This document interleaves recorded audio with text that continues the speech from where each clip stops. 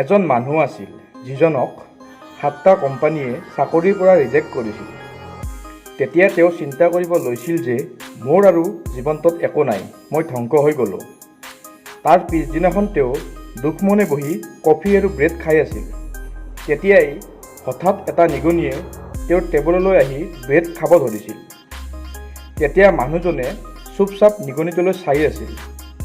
সেই নিগনিটোৰ বদমাচি আৰু ধেমালিবোৰ দেখি মানুহজনৰ মুখত হাঁহি ওলাইছিল আৰু তাৰ পিছত তেওঁ ভাবিবলৈ লৈছিল যে এটা কাম কৰোঁ নেকি, যে এই নিগনিটো চৰিত্ৰটোক কাৰ্টুন বনাই শিশুসকলক দেখুওৱা যাওক আৰু মই ইয়াৰ পৰা ধনী হ'ব পাৰোঁ।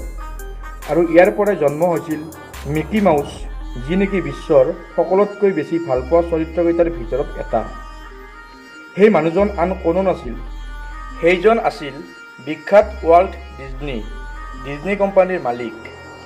আজি এই কোম্পানীটো বিশ্বৰ ডাঙৰ কোম্পানীবিলাকৰ ভিতৰত এটা আৰু বছৰত এই কোম্পানীটোৱে কোটি টকা ইনকাম কৰে। গতিকে বন্ধুসকল, আপোনালোকে হতাশ নহ'ব, চেষ্টা কৰি যাওক, এদিন নহয় এদিন সফল হ'বই। আৰু আপোনালোকে যদি এই ভিডিঅ'টো চাই ভাল পাইছে তেতিয়াহ'লে লাইক, কমেণ্ট আৰু শ্বেয়াৰ কৰিব নাপাহৰিব।